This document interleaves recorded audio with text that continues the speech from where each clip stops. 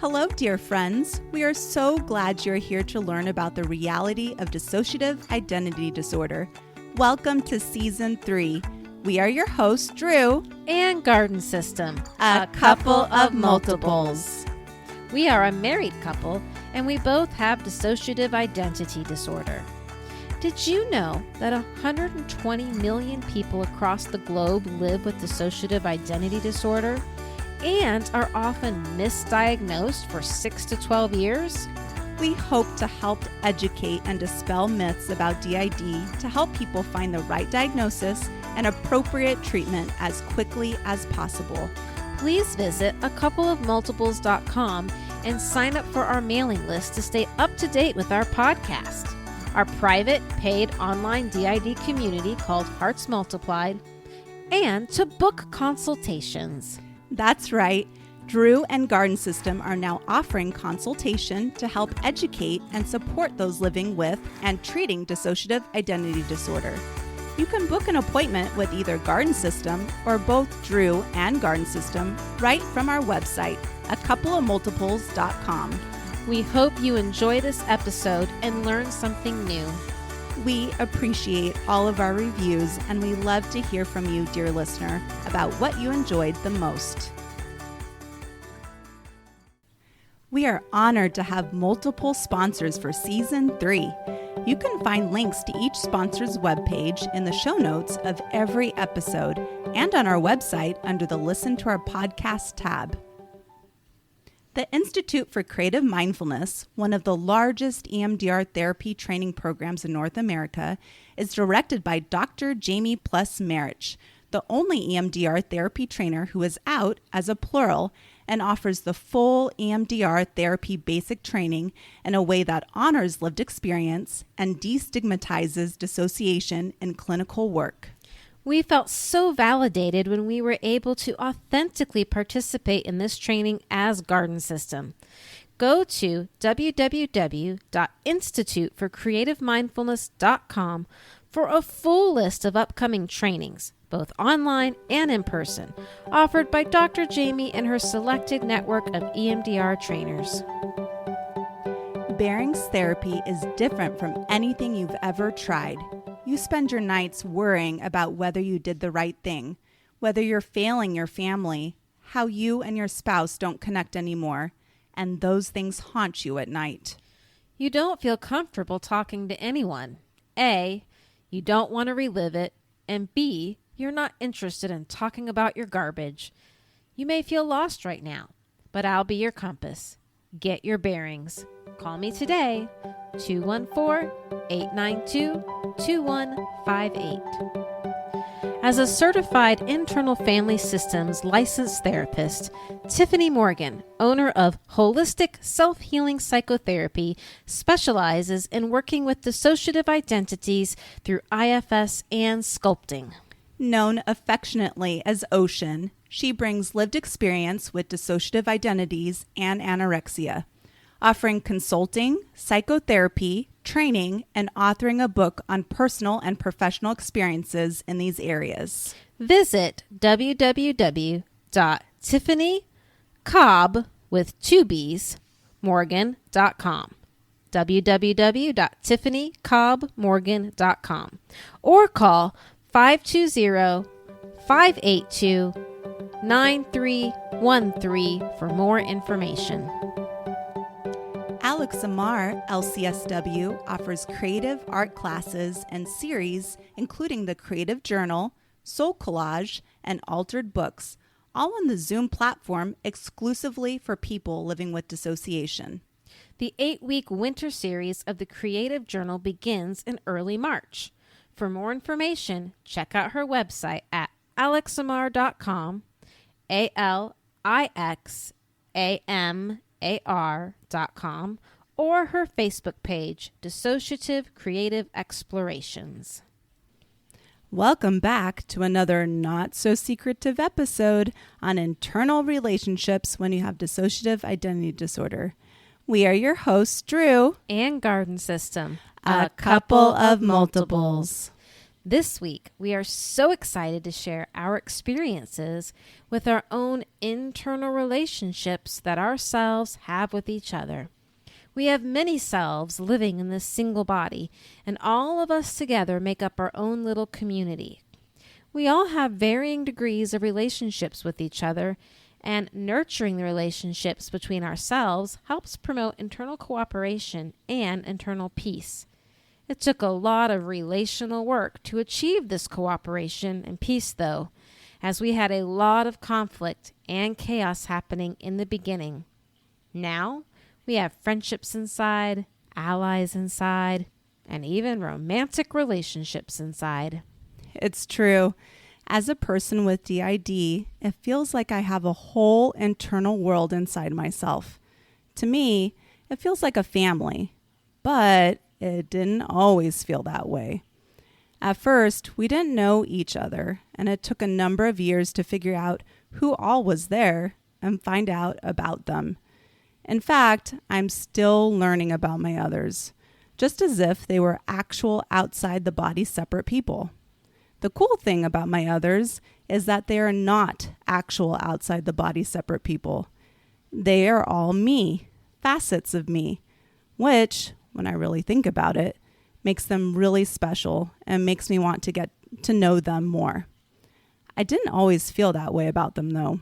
At times, it was scary getting to know the different me's and recognize and accept that they were me's. Exactly. In the beginning, we even saw each other as enemies once we realized and accepted that we were a we. We didn't necessarily want the others and often wished some of us would just go away. Some of us wished that we ourselves would just go away. We started off learning about each other because ourselves could criticize each other so heavily.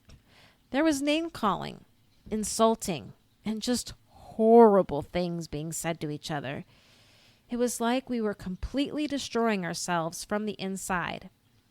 Victoria was one of our biggest critics, with literally nothing nice to say to anyone else in the system.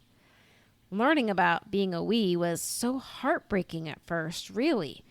Victoria thought all of us were horrible, weak, unworthy of pretty much everything, and everyone hated her in return because she really was a bitch to everyone inside and outside the body. We were all so scared of her. Drew, what was scariest about getting to know all of the different yous?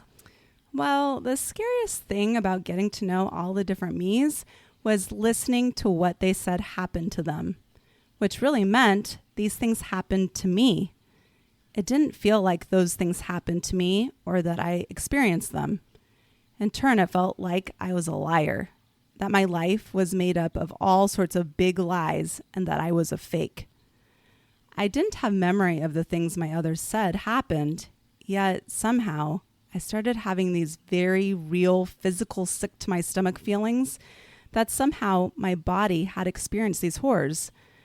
I think parts of me just didn't want to believe these things were true.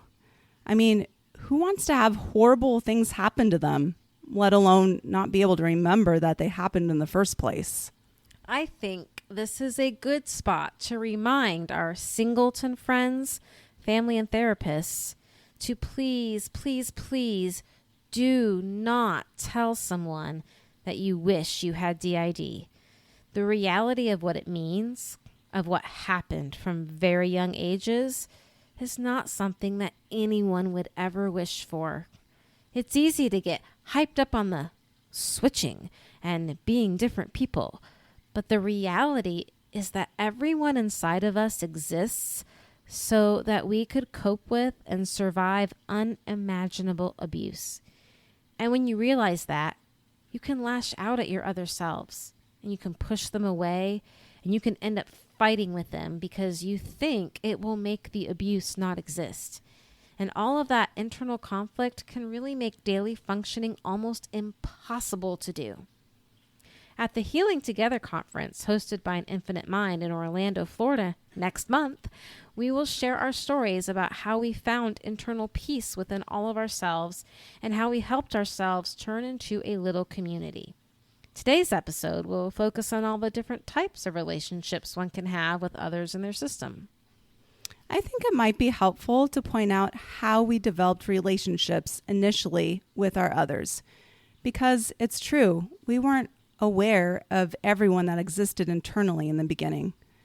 When I was biologically a child, tween, and teen, outside people made me aware that my behavior was often childlike and that wasn't typical. So I knew that I had littles without knowing I had littles. I didn't know what DID was, and I didn't know that my littles held memories that I wasn't aware of. But that was the beginning of my understanding. And eventually, that's what led me to fostering relationships with my littles and others as the body aged. When I was an older teenager, I started having more of an understanding that there were separate me's. I had a me that would write in our journal that signed her name Lizzie, and I didn't remember doing it. Lizzie wished to be called Lizzie, but knew outside people would think that was odd as well. So it kind of became one of our many things we kept to ourselves. This having to keep things to ourselves so outside people would be less likely to think things of us kind of led to us developing relationships with each other inside. It was sad for Lizzie for outside people to not call her by her name, but others inside knew she was Lizzie because they weren't her. Ramona, one of our littles, probably was one of the first ones to start calling Lizzie inside, and that made Lizzie and Ramona closer. Figuring out what your others wish to be called and referring to them as such can be definitely relationship building in a positive direction. Acknowledgement of who they are. If you can't hear your others inside, maybe you can be on the search for clues of your others in the outside world. Maybe you will find something your others have written or drawn. Or maybe they bought something and that will give you a clue about what they like. Writing became one of the first ways we started to communicate with each other. I know many people with DID keep a journal for parts to write to each other in.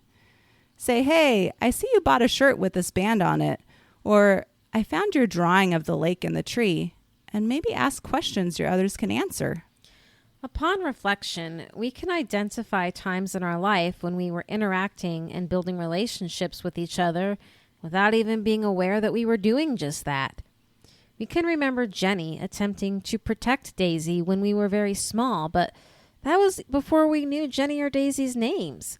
Jenny was attempting to communicate with us and warn us of danger by letting us know when we needed to be scared, essentially. The beginning of one of our trauma memories includes hearing Jenny's voice telling us that you should be scared, and Daisy distinctly remembering that she was not scared at all, but quickly learning just how right Jenny had been. Our first interactions with Victoria, before we knew she was Victoria, were actually pretty cruel. Victoria was ripping our self-esteem to shreds, and we even pondered the idea that we had been possessed by some evil spirits because of the awful things Victoria had been saying. Our first awareness of reaching out to another self, though, was with Leanna. When we were faced with doing things in which we lacked confidence, we would ask Leanna to do them for us, because we knew that Leanna was super confident. When we would ask her nicely to come and do the thing, she usually would. I relate very much with developing relationships with parts because we figured out they were less afraid, more confident, or for us, had less anxiety and would be able to do a task better with less pain or issues. This came in handy once we entered college and had so much anxiety taking tests and giving presentations. It also came in handy when we got married and didn't know how to be in a relationship without being completely out of our mind triggered. We figured out who was more comfortable and who was less anxious. Yes, it was easy to develop a relationship with Leanna. We all loved her. Our littles were another story, though. We would become aware of behaving in these childlike ways, yet we were also so embarrassed by their behaviors that we often tried to squash it down, ignore it, and criticize ourselves for it. What we didn't understand at the time was that we were re-traumatizing them all over again. When we neglect or put down our littles, we are abandoning and abusing them all over again. We really had to learn how to take care of them and how to reparent them, which is something we learn to do in therapy. Yes, even though it's hard coming into the awareness that yous have a system, it's also really helpful finally realizing what is going on, because you can begin to be there for all of yous, and they can be there for you too. Absolutely. Although we had a really hard time doing just that in the beginning. We were all too aware and too focused on negative behaviors or behaviors that did not align with the values of others. Leanna is also the mother of Kilara and Sadie, and she was very harsh with Kilara about her temper and promiscuity. Victoria was also horrified at how Kilara went against every value and moral teaching that we had grown up with. Kilara was the rebel of the system, or the black sheep, if you will. Yeah, and that's just the thing. Most of the time, your others will be very different from you, and that can be very difficult. In my opinion, it is also a blessing in disguise. Since your others are different than you and have different opinions, experiences, and strengths, all of you as a whole technically have a lot to draw from. I know quite a lot of people with DID now, and I must say, people with DID are some of the most talented, skilled, and creative people I know. So, how does one cope with negative behaviors from their others or values that don't align? Garden System, how did you manage to deal with your others behaving and believing in such vastly different ways? Oh, gee whiz. Golly Wally. Well, it took years, people, years. There was a lot of fighting, uncontrollable switching, serious internal degrading, self-harm, and suicide attempts that took place due to all of this. It wasn't until we were able to tap into some compassion that we found ourselves being willing to talk to each other, to negotiate, and to compromise. Victoria had clung so tightly to her conservative Christian upbringing, and Kilara, along with Maisie, were trying to run in the complete opposite direction. Maisie would become a Wiccan if our religious choices were left completely up to her. And we never would have married a woman if Victoria had had her way. Victoria was very much Bible-thumping all of us and preached the fire and brimstone on the inside. We're still learning to reconcile some of the religious traumas we have experienced. We realize many of our listeners and their others may identify in all or some of these ways too. We are not saying any particular way of identifying is bad or wrong. But what becomes challenging, as noted, is when parts or selves treat their others without compassion, or take no time to understand, or don't try to compromise or respond in peaceful ways. Indeed, internal systems of people with DID resemble our outside world, countries, people, religions, needing to figure out how to cooperate, exist peacefully, and give each other time and space to tell their story, to share what they know. And just like any person walking this earth, sharing is not going to happen if there is no trust or openness. Garden System, how did you start developing compassion for your others? I don't really know. I think maybe it started to happen because we all just got sick and tired of all the conflict, all the depression, all the self-harm and suicidal ideation and attempts. We just knew we had to start doing something different if anything was going to get better. I often thought of that saying that insanity is doing the same thing over and over again while expecting different results, and we knew something had to change. We had to do it differently. Therapy really helped. Our therapist is a rock star. And we attended Dr. Colin Ross's inpatient treatment center where we met another stellar therapist, did a virtual session with Dr. Ross, and participated in this anger wall intervention. We did a lot of intense work for 18 days while inpatient, and that was when the biggest shifts and changes happened internally for us. Somehow, Dr. Ross was able to shift Victoria's thinking with some challenges to her hardcore belief system, and she finally listened and believed Kilera's story about our ex-husband. Victoria's ability and willingness to shift started a domino effect where others in the system started listening, believing, and just being much nicer all around. Victoria became Kilera's best friend, and that took some getting used to for the rest of the system, who were so used to their internal screaming matches. And they even ended up hooking up internally. That's what I call really coming together. I think for me, I also had to get to the point where I was fed up with the discord in order to really be open to figuring out what needed to change. And I figured out what needed to change was my willingness to get to know the parts that I was frustrated with. Myself, that now calls herself Journey, but I used to call Karen because I found her so annoying, used to eat almost the entire contents of the fridge when she wasn't feeling right emotionally. It drove me, Lizzie, nuts. I would overcompensate by starving the body, which led to her binging even more. It took a few therapy sessions where I listened to why Journey used to binge until I was able to find compassion for her and understanding. Once I knew why, which ended up being because she wasn't always allowed food when we were younger, I was able to see how me starving the body was really triggering to Journey, and I stopped. It eased the vicious cycle we were in, and we have slowly begun to heal our eating issues. Over the course of these therapy sessions, where we listened to the other talk, we also decided to take down the wall between our 2 bedrooms in our internal house, and we have become best friends since.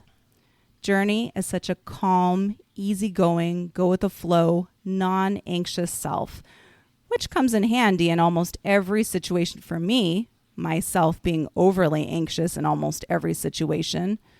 Us combined is just the right amount of awareness in any situation.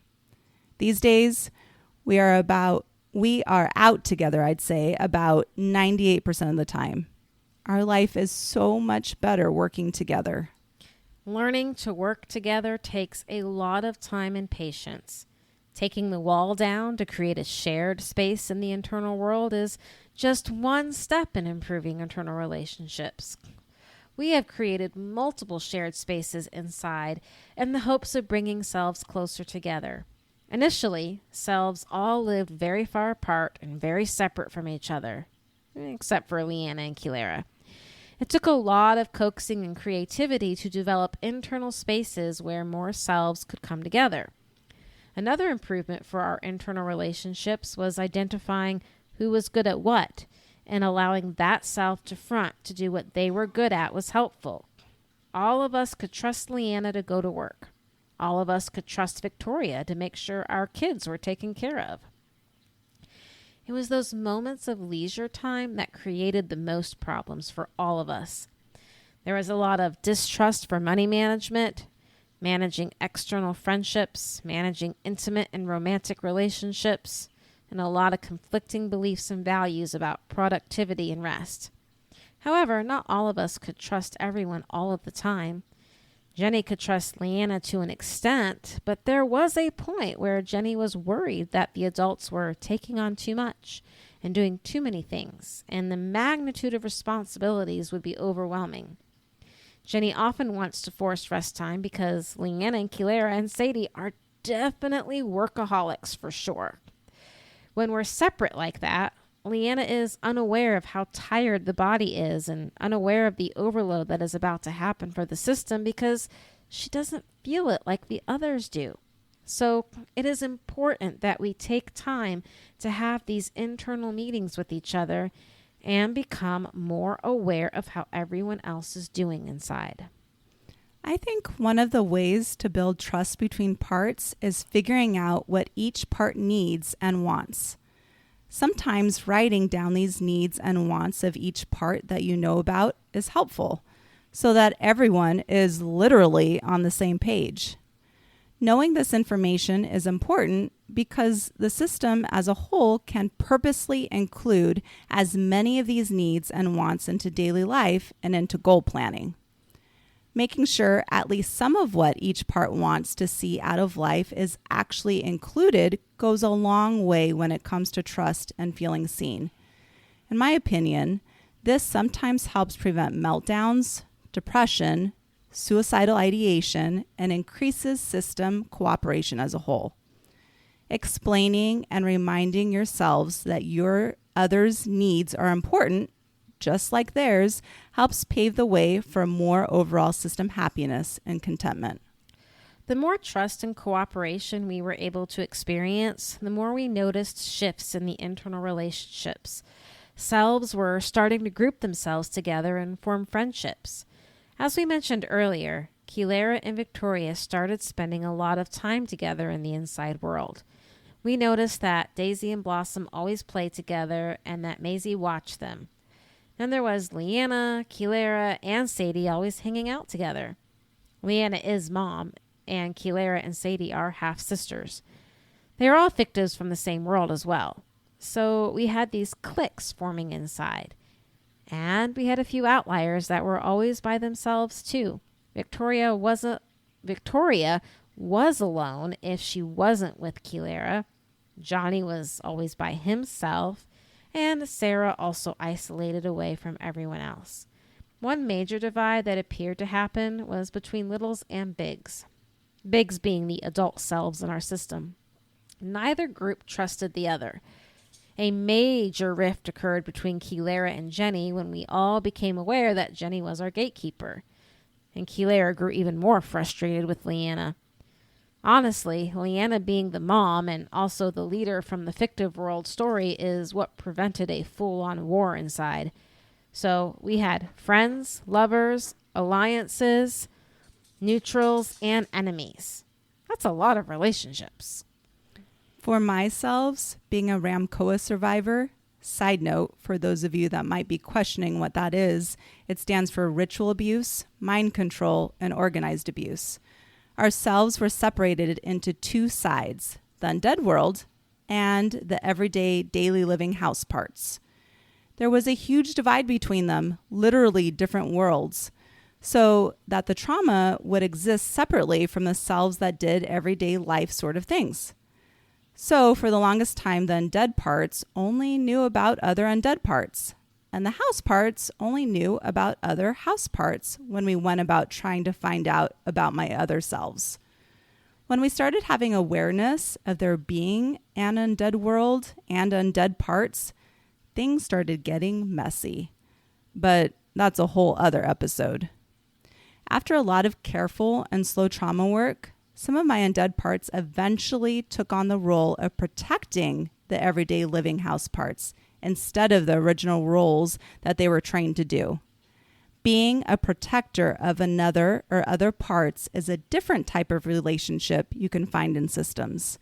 And for many of my undead parts, this is as close of a relationship that they are willing to form with any of my human everyday living selves, since my undead parts do not see themselves as mortal or human. However, among my undead parts, there does exist romantic relationships with one another. It seemed having relationships with each other kept some of them busy and not harming house parts. Within my house parts, my tween Pink did form a romantic relationship with another tween Adam internally, because the relationship also kept Pink specifically from acting out in the body. Some relationships are decided upon to help the system as a whole, and others form naturally over time, from selves getting to know and becoming close to other selves. Becoming a protector was just how we were able to build relationships between the littles and the bigs for ourselves. Our therapist actually recommended that we pair each little up with a big. Daisy was happy to pair up with Kilera, and Jenny was with Leanna until Sadie came on the scene, and Jenny very much likes Sadie. Blossom tends to follow Daisy everywhere. The bigs never really took on that parental mom role with the littles, but they were sort of like protectors. Leanna preserved and supported Jenny's role as gatekeeper, and Kilara helped Daisy to feel more brave.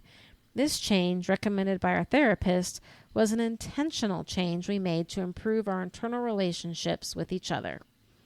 I personally think a lot of healing gets done when older or more mature selves look after younger or less mature selves. It does end up being a corrective experience, reparenting that begins happening. This ends up diminishing fear, promotes comfort and self-care, and helps with the development of secure attachment. That's a really hard and sad truth about complex childhood trauma. We have to become our own parent. We have to rescue ourselves, and it is tough to accept that. There is a grieving process associated with that realization. It's been very hard to do that for our own system.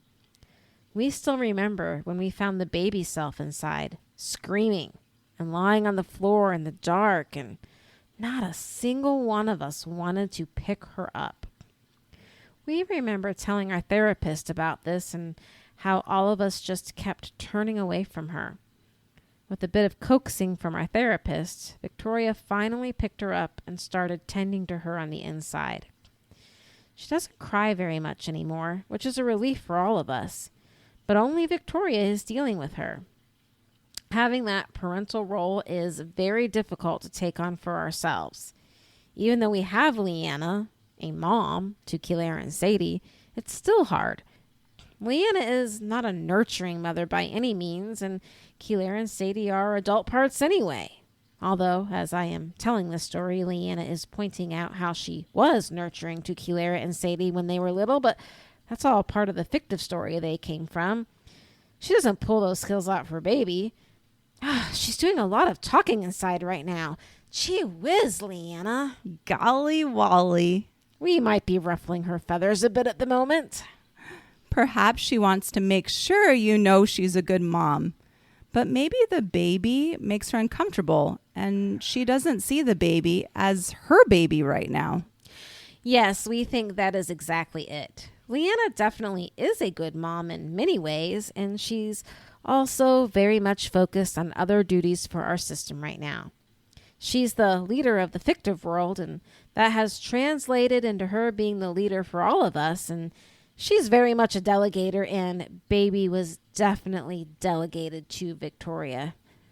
Victoria isn't exactly thrilled, but she's doing it, and it's been working for several years now.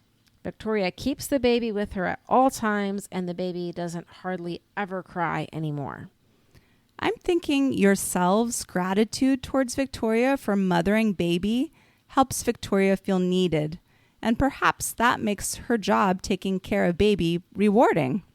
Yes, we all are very grateful that she has taken on the baby and all that goes with it. There's probably more we need to explore with having a baby in our system, but I don't know how ready all of us are to go there right now. Yeah, discovering parts and figuring out why they came to exist is definitely a challenge. I also think it is important to point out that having gratitude towards all of yourselves helps build and foster positive relationships. It is worthwhile to pinpoint what each of yourselves brings to the system as a whole and say thank you to them, just like you would an outside person. Everyone needs to feel appreciated and loved. In turn, you will feel loved for loving yourselves. This gratitude piece is vitally important. It's so easy to get angry at your other selves, to judge them for things that they do, and to fight with them or to try and take over the system because there is so much animosity. It's easy to get angry at littles for being, well, little. Ultimately, though, each and every one of you played a vital role in your survival. Every one of yourselves matter and are important. Use saved use. Now it's time for healing and peace and coming together. Healing doesn't happen by accident. You have to be intentional in building relationships with each other, and gratitude is a great first step. Showing gratitude was one of the things that our inpatient therapist had us do during our anger wall intervention, which I've discussed anger wall on previous episodes. After we completed the 3 phases, we ended with statements where we thanked each and every one of ourselves. It wasn't something that we had planned or written out ahead of time, and it was all spur-of-the-moment gratitude statements. And it was super powerful and helped bring all of us much closer together. Find something, anything, about each and every one of your own selves to be thankful for, and watch how that power can shift and change your own internal relationships.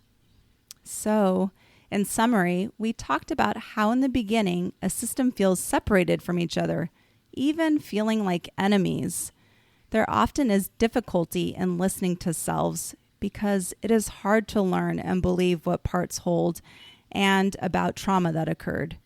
We talked about how we develop relationships within our system, navigating selves with different values, beliefs, and behaviors.